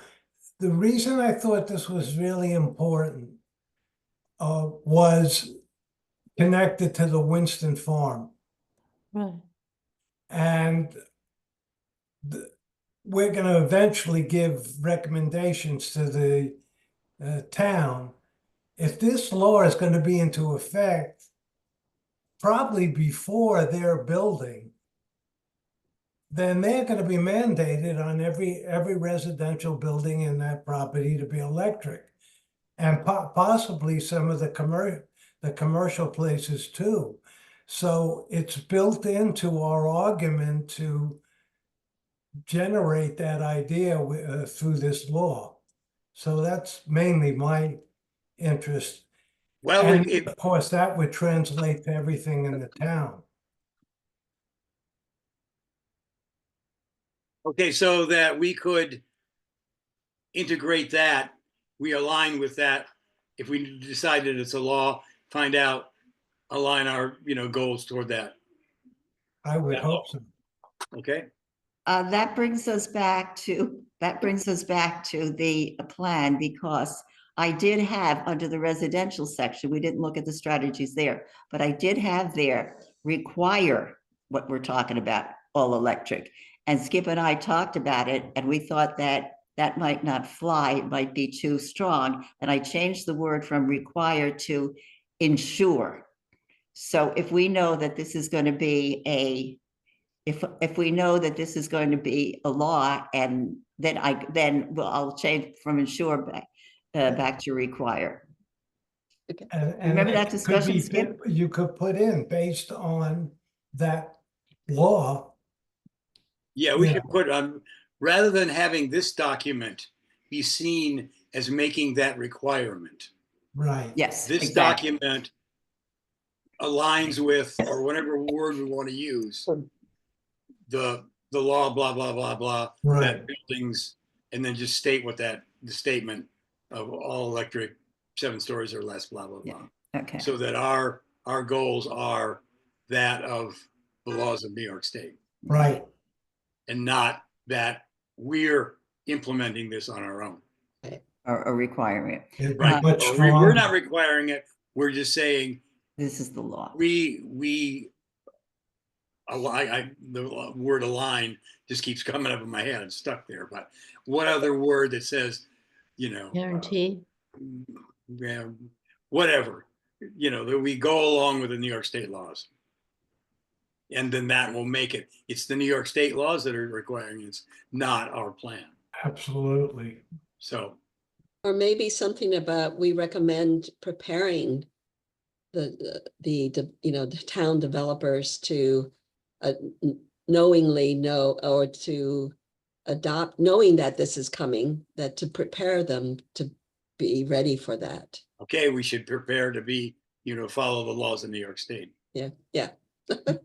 I don't think we'd have to advise them of that. That's a little well, presumptuous. But there's a lot of developers who may not. Okay, so we've been on this for an hour and a half. Okay. It's really important. Mary, why don't you incorporate that thing and send it back out? We really have to go forward, because I'll get a lot of shit if we go over too far. So I think this is a good discussion. I hope you felt, Mary, that it added to what Mary's been doing incredible work on this. Mm-hmm. Yeah. So this is really important I don't think this is time not well taken. It's just that we're going to burn out and we got a few more things to do here. So, okay. Are you okay with that, Mary? Yeah, sure. Okay, great. All right. So we're going on to Leslie in the pollinator garden, and any actions we might have to do or financial situations we might want to get into. All righty, thanks, Skip. So we did reclaim about 20% of the meadow because it had a lot of stuff we didn't want in there that came in with the fill. Now is the time to reseed that. So I'm going to be sending out a call for volunteers. It's not going to be, it's only like 20% of the size of the entire meadow. So, but Skip knows this. I've been struggling with some physical issues, and so I can't do a lot of heavy work, but I can definitely help seed this thing. So more to come on that. I'll reach out. I will have to buy a few bales of the shredded straw, and we'll have to borrow a roller from the town. But other than that, that's the fall work. And so let's describe that farther. We've put down tarps to yes, to we go did. over them. That was and our we've reclamation. got to take those tarps up We got to So it's pull the tarps. it's a physically demanding thing that we're It gonna need a will be lot of that. help with. Mhm. So And that's what's there's being called for. yeah, there's bricks on that tarp holding it down. There's So bricks, there's a this, lot of staples in there. There's a Yeah. lot of seeds from where we did the foxtail. I know where I worked, the foxtail was leaning over this thing. So we're gonna have to be careful taking those tarps off so we Yeah. don't dump the seeds right back into the thing. So we're really gonna need some help with Yeah. these tarps because it's gonna be harder. That's very It's true. gonna be Yep. harder to roll them up than it was to Put them out. So unroll them and to thanks, store Skip. them. Okay, so Thank you, that's, Skip. we want to Yeah, get a I perspective mean, of what that's the this big is. work is going to be pulling the tarps. Yes. And then the seed in shouldn't be too bad. So I don't want it to be night work like we did with the kids last year. We'll do it a kind day work, and I can, look ahead like a week ahead on the forecasts, and just hope that we can get a crew together to get this done. Amen. The others, any questions on that work? Okay. The other is financials, and I know, Skip, you got some amounts from Diane on what Okay, let me CAC comment has. on that. Yeah, and I've got more on I that. reached out to Diane Feynman, the town tax collector, and what she sent me back didn't make any sense whatsoever. So I wrote back to her, I said, she said we had $1,900 left out of $2,600. Doesn't make any sense at all. In June, we only had $1,100 left. So I wrote back to her and say, Diane, I want to know how much we spent against the 26 and how much we got. And she never wrote me back. So I don't know how much money we've got. And I don't know how, every time I write her, I get a different take and more or less complete statement. So I think what I'm going to have to do is to get together with Kevin and some other people and find out what they've got paid and figure it out myself. Because right now I don't know what we've got left. So Skip, are you talking about, is that CAC you're talking about? I'm talking about CAC, and the grant Yep. should not be included in the CAC budget. The grant's a separate issue. It is. And I have a feeling she keeps conflating it and then unconflating it. Because we talked about this before, and I talked about her specific. I said, the grant's a special, I don't really understand. That has to go through the town? That isn't why is that going through the town? Because it's a town grant. It was, they fronted up the money, gave it to the town, and it's under. Okay, that answers the Yeah. question. I didn't know that. So that should be a separate account. Well, she's told me it is. Okay, well, okay, So I don't know did she tell you how much is in the grant? No, I didn't ask her that. I asked her what was the CAC fund balance, and can you tell me, what's been taken out? And she just wrote me a back thing and said, she sent me this indecipherable a bunch of stuff. It wasn't a spreadsheet of what's been taken out. All it was, I don't know what it was. But she says, okay, you got $1,900 left. And I said, that's impossible. Let me look into that for you, okay? Let me look in. Because I'll look into it. She's right around the corner from me. Okay. I have tried to be really good about giving her paperwork showing every grant that we have, because we have a number. We're dealing with about a dozen right now. And does each of those have a separate account? I don't know how they do it. They use a line, I guess. I can't explain how she does it, but I will investigate that. Thank you very much, because it's very frustrating. So I don't know how much money we got left. Yeah, so because I appreciate that. You have a CAC budget and you have the grant. Yes, two different separate funds. issues. Separate Right. issues. And the grant money was to be used for anything related to the meadow. Right.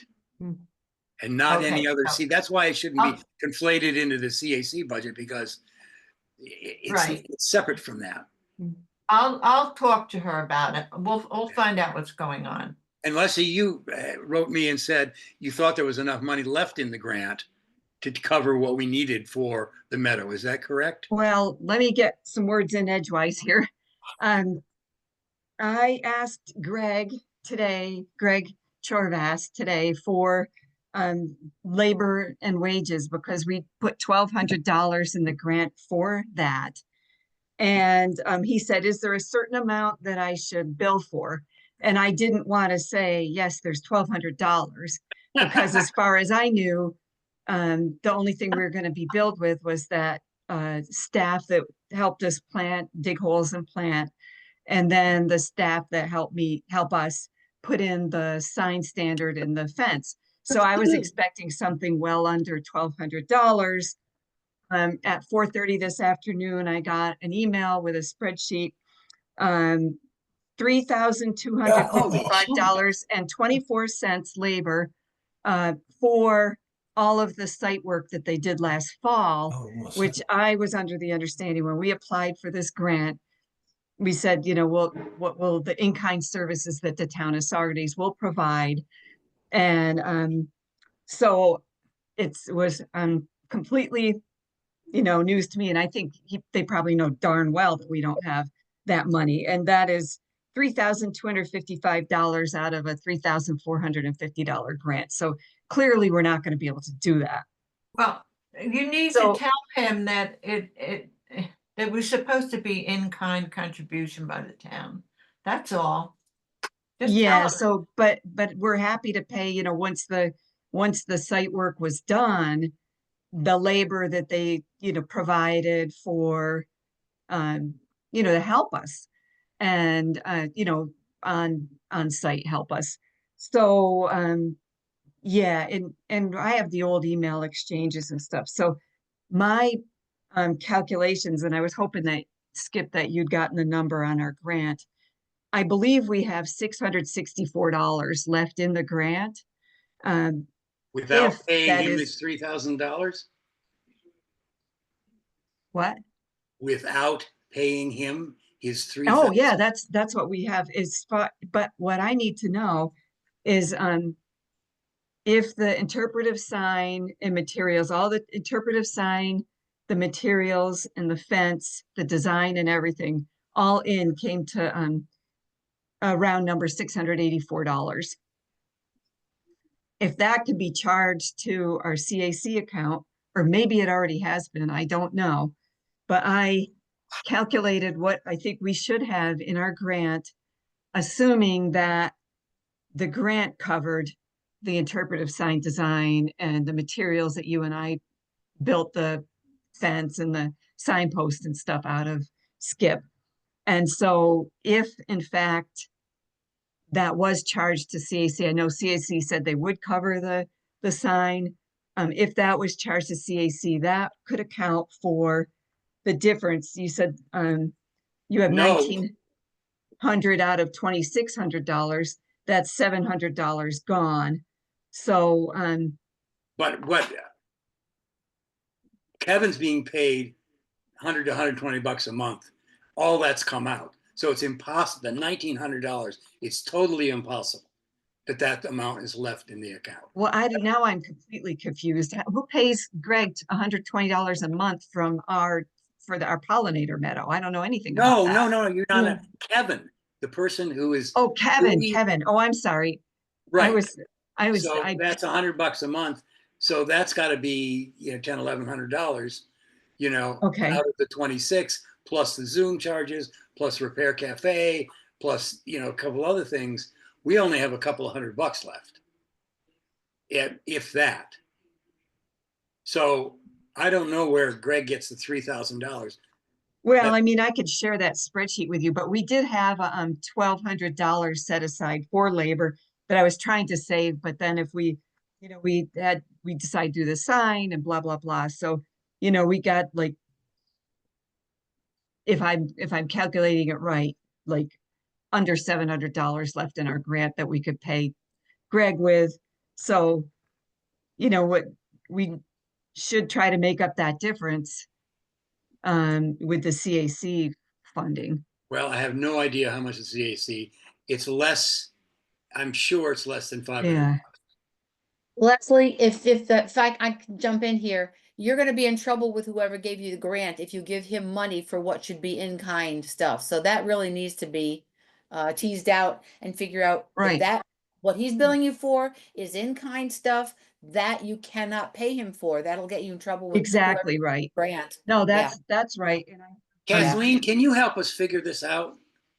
I'm gonna speak to Diane and find out what's going on. I Thank will. you. All right, so let's put this off a little bit because So, what I have, I can, just quickly, if I could just say this quickly, I just pulled up the budget. I have the file right on my desk here. The in-kind services by Parks and Building was going to be forced labor of $1,881 and equipment at $2,223. So they'd already committed $4,103 to in-kind services.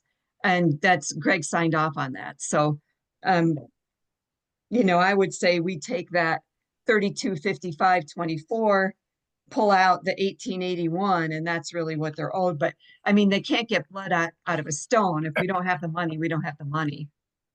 Well, if you have a communication of him agreeing to the in-kind, just send him a copy of it and say, Greg, I think you must have forgotten about this. Yeah, I mean, the last thing I want to do is tangle with him because he, you know, can be a little bit irascible. But So- but if that was the agreement, Yeah, yep, if that was the agreement, then he needs to be reminded. Let's face it. yep, He has a lot of stuff going on there, and I know. I have issues with him sometimes myself. But he does have a lot going on over there, and he Absolutely. probably forgot. Yep. So And when I the would email that I just sent him remind today, him. I said, you know, the things I'm remembering are the putting the fence up around and that was on their own volition. They wanted to protect the meadow from snowmobilers and stuff, putting the fence up, taking it down.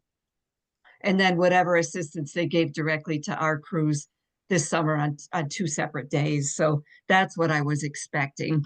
And then, yeah, so I'll just share the budget with him again and try to, because I mean, obviously we're not going to be able to pay maybe not even the $1,200 if we don't have any money left in CAC.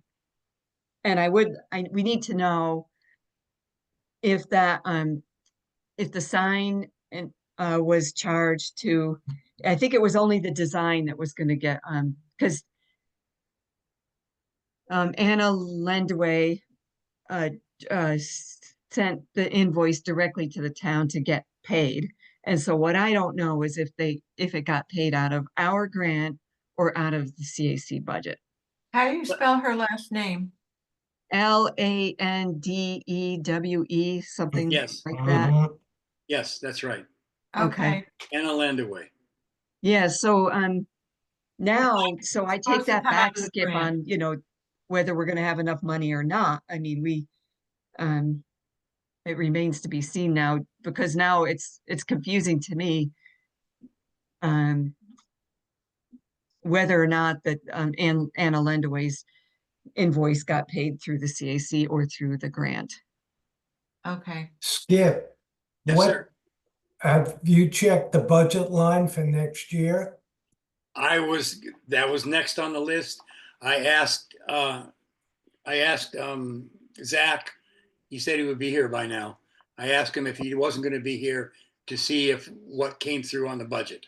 And he said he would. So, I mean, if there is some. I don't want to pay it needs out a of little next money, year's. it could come out of next year's budget. Yeah, but I don't know what's going on there, how they compute stuff. But Okay, it doesn't make any sense. I thought it would be a few $100 and we could just finish off what we needed to do this year with that excess and give it to the grant. These numbers that I got and that she got from Greg are way out of the ballpark relative to what I thought it was going to happen. So I'm going to have to get more information from Diane Friedman about what we actually have left and what's up next. Skip, I think this is a matter that should go to Zach. He's our liaison person. I know. I think he should be the one who should be, I think it's great if Kathleen can get through to this, but it should be his responsibility to figure this out and to give us the proper numbers. I would appreciate Kathleen looking at it with with Diane. I would, yep. Because I think that's a closer relationship. And I think the understanding that Kathleen has about us and that, and about grants. would I be agree. I very agree with you, helpful. Skip. I know, I agree with you. I said, I think it's great if Kathleen is going to take this on, but it really should be Zach. And I think Zach, being a town board member, also, if Kathleen is not successful, I mean, she's Yes. a town employee, he's an employer because he's a town board Yes. member. So he would have more, if the word is clout, I don't know, but more Yes. influence in getting this resolved. I'm going to call and talk to him directly rather than having emails. I was disappointed that maybe he sent something I haven't seen, but So But Kathleen, when I looked at the budget line after the budget hearing, and I saw there was nothing. I know. in And I CAC. emailed him that. I emailed him on that. He's, oh, I'm sorry. And he's going to fix it. Oh, So he was going to put something in the budget for us. And then I saw that it might be $3,000. Okay. So I didn't say anything. He says, I'm going to put in for $3,000. Or he said, that's what it should be. So if he's going to do that, if he did that, but I haven't heard back from him. And I asked him specifically by email yesterday, if you're not going to be, he said, I might not be able to make it. You know, I said, well, email us the budget line and any other pertinent information. He said he would do that. so Kathleen, when you get numbers from Diane, would you please also include me in on the let me know too what they are, yeah. as well of as course. Skip. Okay, thank you. Mhm. Hey, they. Yeah, This, yeah. this is crazy.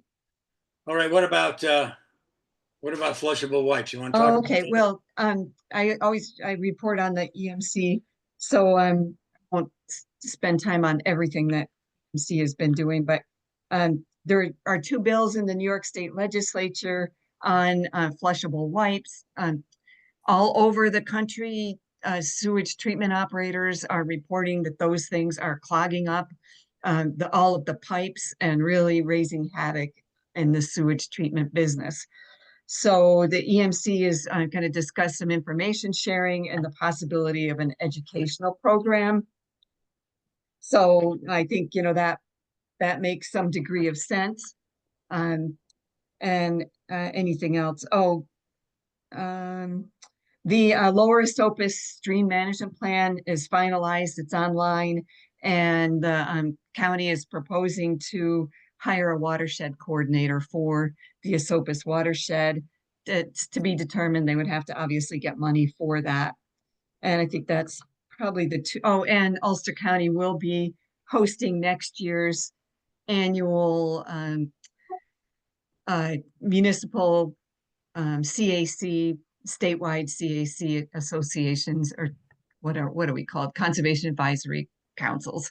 So, and they're looking for potential field opportunities, but the query that went out, I was thinking, well, a visit to our pollinator meadow and how we took unproductive turf in a heavily used sports facility and made it into, an ecosystem sustaining pollinators. I thought, well, that'd be kind of neat, but they want like kind of bigger things with, what's the future look like and innovations and blah, blah, blah. But I think I still will propose, a humble trip to our pollinator meadow, because I can't think of countywide these huge innovations and next steps and all that. And I think our project is pretty damn cool. It all starts with the bees. Right. Yep. Yeah. So that's it. Okay. So I'm going to make these quick. So I intended a webinar, I should say, on plastic pollution, and was moved again.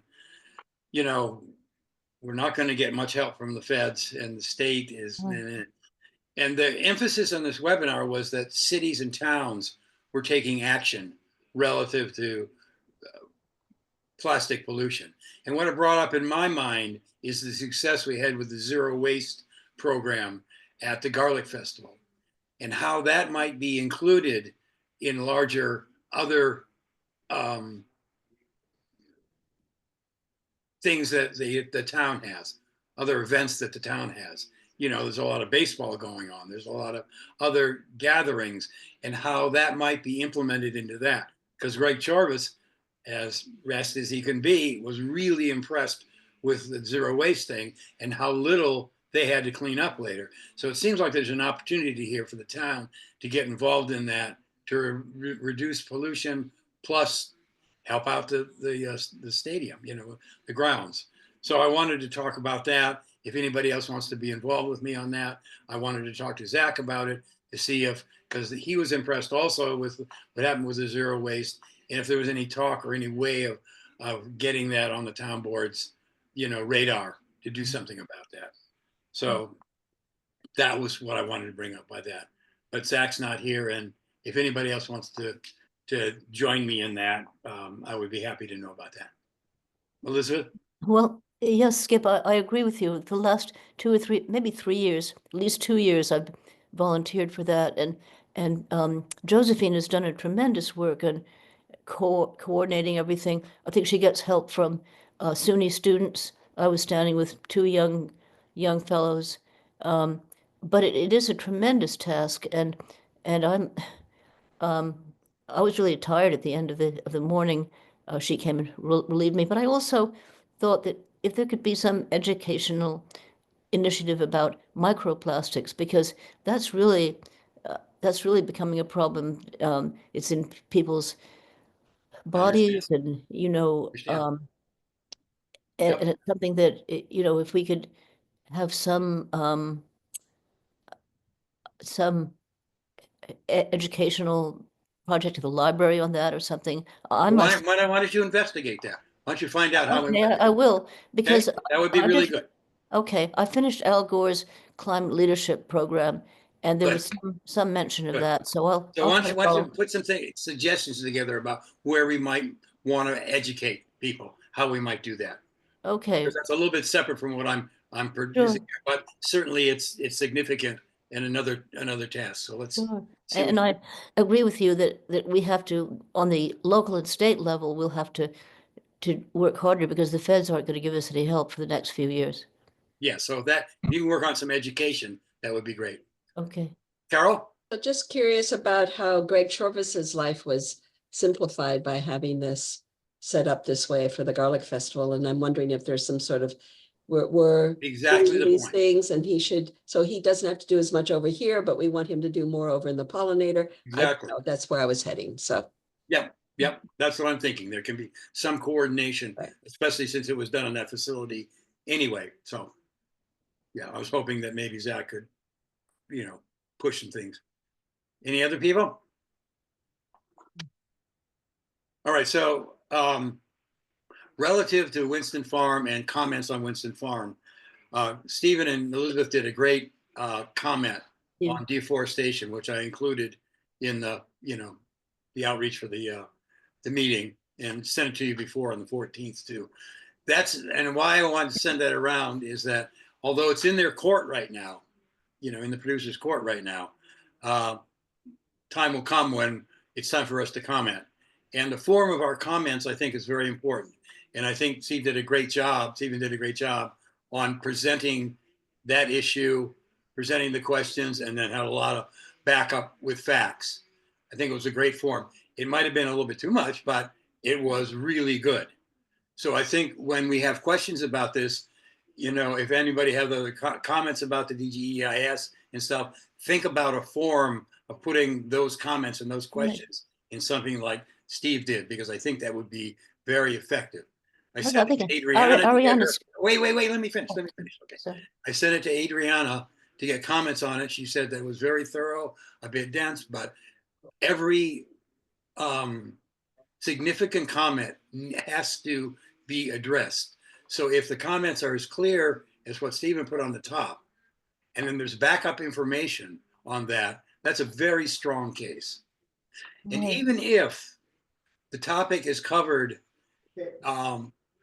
by response to the completeness document that Adriana and Nelson Pope have sent out, even if there's a comment there, I think our comment at the comment period would be important as a backup, as you know,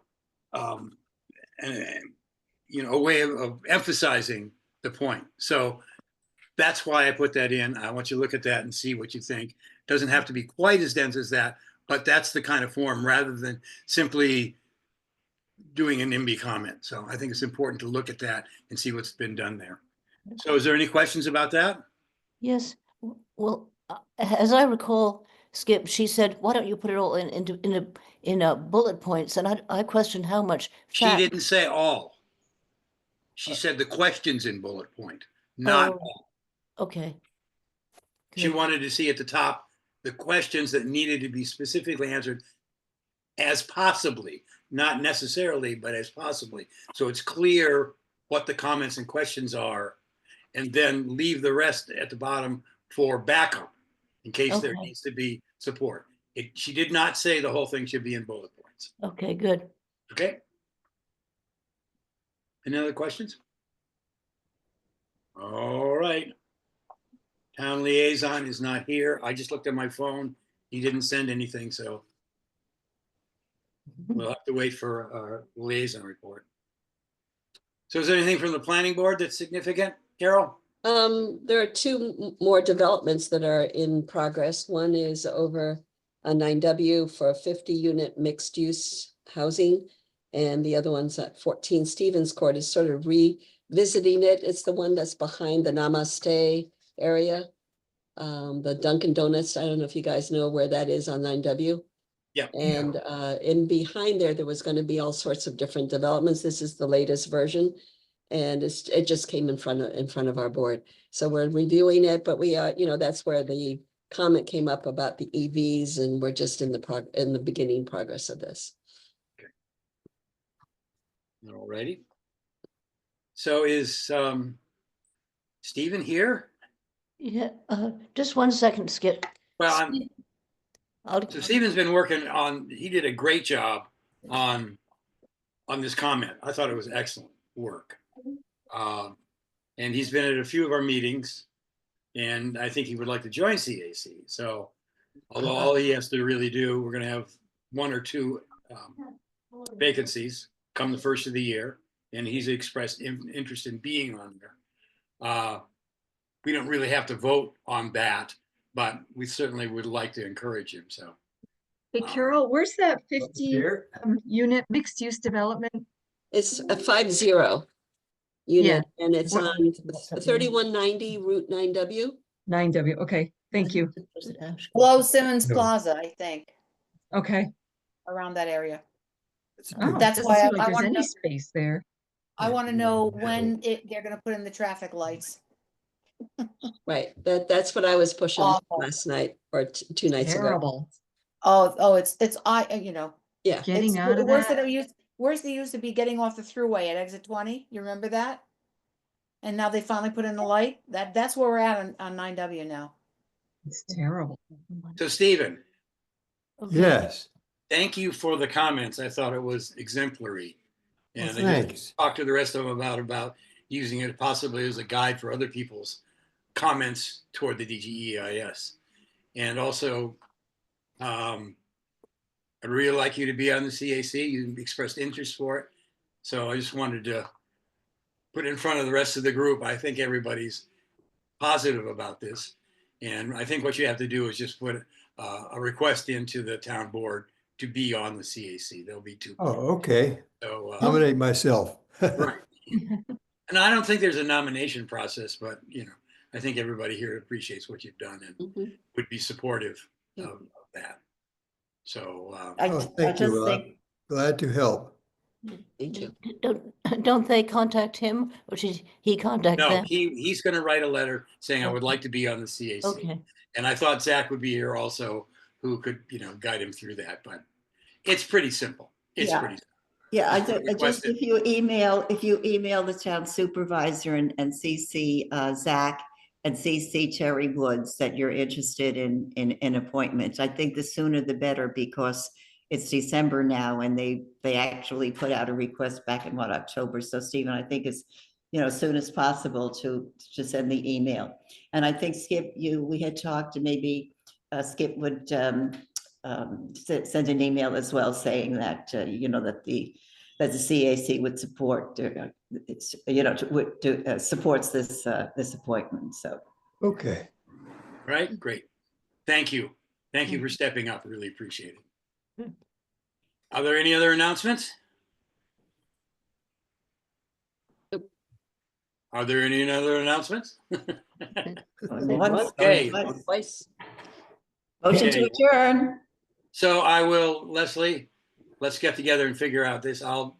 And Kathleen, if we can at all figure out what's happening with the finances between CAC and the grant, it would be really clear, because Okay, we'll do. it would be we'll really, do that. really helpful, because I'm totally at sea with it, understanding what's happening with it Yeah, now. So, it seems to me like there should be about $1,300 left in CAC if all we're paying is $120 a month, but certainly the Zoom Zoom, cost. and it was $300 or something for the there was a few other things, and they were all worthwhile. But we certainly don't have $1,900, especially since she said in June we only had $1,100. Yeah, we should have under 1,000. We should definitely have under 1,000. Like I'm calculating maybe $950 to $980 Something. should be in there. There Okay. were some other. Well, I'll look at the grant budget and I'll just bring it over to her and say, this is what should have been charged to the grant. I don't And think we'll anything more has compare. been charged. I don't think anything more has been charged. Well, at one point, $50 was taken, it was 50 or 75 was taken out of the grant, and it shouldn't have been. It should have been taken out of CAC. And I think it sort of stood that way, but it was like, I think it was our annual membership in the Oh. statewide CAC thing. Whatever, we should get it straightened out. I'm going to call Zach tomorrow and try to. Yeah. Also, CAC I have should to be jump off. reimbursed I the have a grant. 7:00 meeting, so I'm going to jump off. Okay. Have a good Thank Thanksgiving, everyone. Yes, Merry you too. Thanksgiving. Merry Thank you. Christmas. Bye. Happy New Year. Gotta go. Bye. Thanks. Bye. Bye, everyone. Okay, so that I just wanted to, between Leslie and Kathleen, see if we can get these financial. Definitely. Okay. We will. So do we have I'm a around motion all for day tomorrow adjournment? until I Yeah, gotta Move leave to around. adjourn. Mary motioned before she Maybe. left, but then we continued conversation, so, Oh, she did? Okay. yeah. I'll second it then. Okay, All right. All right. okay, See Joe. y'all. All in favor? Thanks. Bye-bye. Good night. Good night, all. Good night, all. Good work. Thanks, Hi, Kevin. Kevin. All right, guys. Thanks, Kevin. Bye-bye.